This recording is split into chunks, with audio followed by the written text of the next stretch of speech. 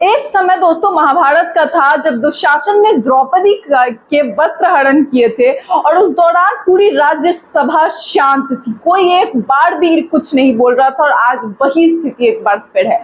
3 महीने से मणिपुर लगभग जल रहा है, उसके बावजूद भी देश के पीएम और मणिपुर के सीएम अपना मुंह खोलने में इतना समय लगाते हैं और बल्कि जब वो मुंह खोलते हैं तो लगता है कि इससे अच्छा अपना मुंह बंद ही रखते, मुंह ना ही खोला होता। क्योंकि आज गुस्सा उन आरोपियों पर से ज्यादा देश के प्रधान सेवक पे आ रहा है जो खुद को देश का चौकीदार कहते हैं और उसके बावजूद उनके सब कुछ जानने के बावजूद कि मणिपुर में क्या चल रहा है, ये सब कुछ क्या हुआ है, सीएम वीरेंद्र सिंह के ये कहने के बावजूद कि ये पहला मामला नहीं है, ऐसे सैकड़ों मामले मणिपुर में हुए हैं।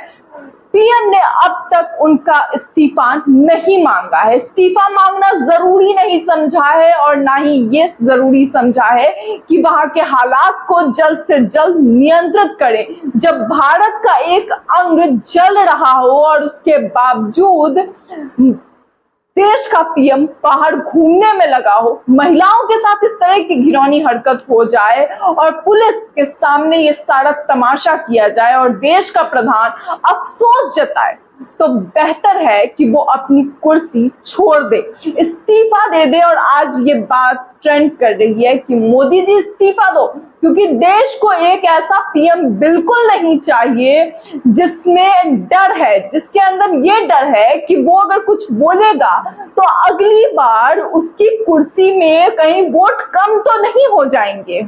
सच में देश को एक ऐसे पीएम की बिल्कुल भी जरूरत नहीं है जो पूरे विदेश का, पूरी दुनिया का हाल रखता हो मगर देश का उसे कुछ अता पता नहीं है और जब पता लगे तो वो आम जनता की तरह आकर अफसोस जताए, दुख जताए।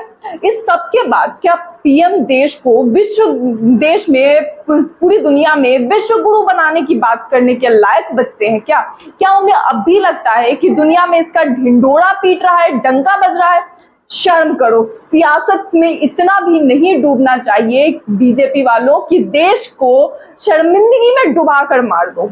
दोस्तों, मणिपुर में 2 महिलाओं को निर्वस्त्र करके घुमाने और उसके साथ छेड़छाड़ का वीडियो सामने आने के बाद से गुरुवार को अपहरण और सामूहिक बलात्कार के अपराध के 3 और मुख्य आरोपियों को गिरफ्तार किया गया है। मणिपुर पुलिस ने बताया है कि इस तरह अब तक कुल 4 लोगों की गिरफ्तारी हो चुकी है। राज्य पुलिस अन्य दोषियों को जल्द से जल्द गिरफ्तार करने के लिए हर संभव प्रयास कर रहा है। छापेमारी जारी है और अब इसी प्रकरण में राष्ट्रीय मानवाधिकार NHRC ने भी अपनी प्रतिक्रिया दी है। भीड़ द्वारा 2 महिलाओं को कथित तौर पर निर्वस्त्र करके घुमाने के मामले में उसने मणिपुर सरकार और राज्य के पुलिस प्रमुख पर नोटिस जारी किया है। NHRC ने अपने बयान में कहा है कि वह इस तरह की बर्बर घटनाओं को नागरिकों, खासकर महिलाओं और समाज के कमजोर वर्गों के मानवाधिकारों की रक्षा के लिए सरकार द्वारा उठाए गए और उठाए जाने वाले प्रस्तावित कदमों के बारे में जानना चाहता है। आयोग ने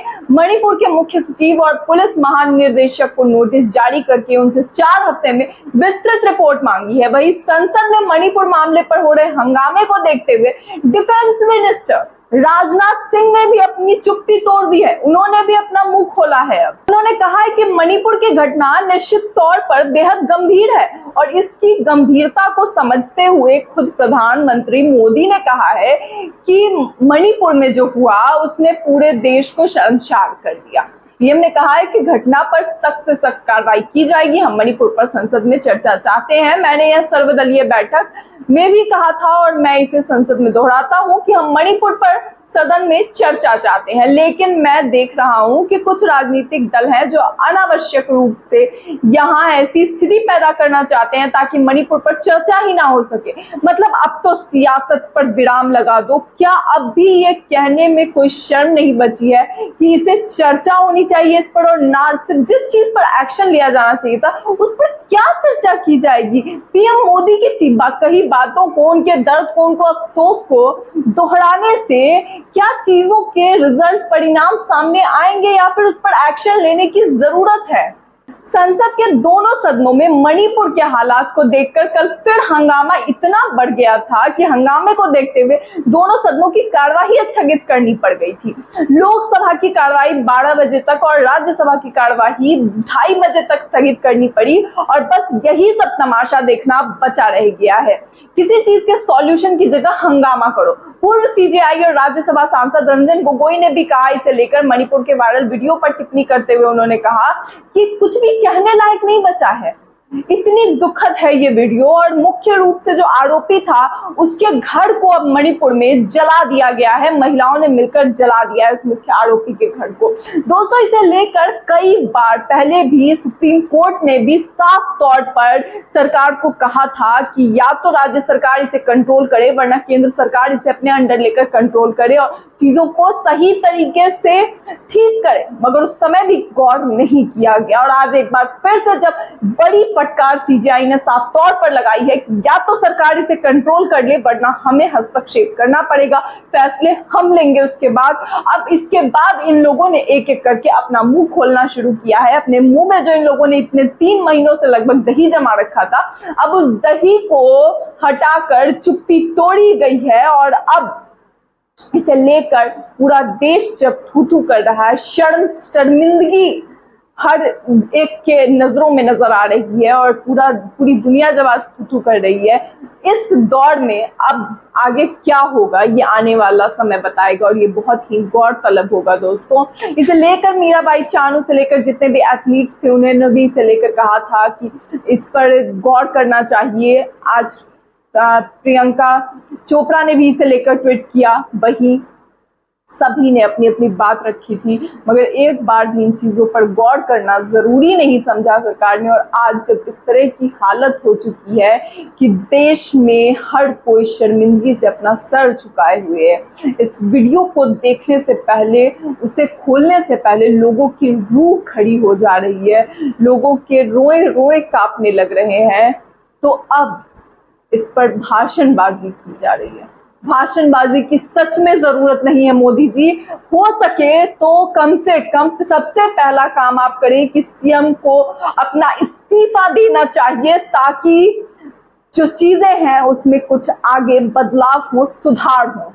क्योंकि जिस तरह से, जिस बेशर्मी के साथ सीएम ने इन बातों को कहा था अपनी बातचीत के दौरान, मीडिया के साथ बातचीत के दौरान, इन सभी बातों को सुनने के बाद सुनने वाले के तो कान, मतलब मैं क्या कहूं, समझ नहीं आ रहा कि जिस तरह की चीजें हो रही है बीजेपी के इस डबल इंजन की सरकार में, इससे तो अच्छा होता कि बीजेपी की सरकार ना होती।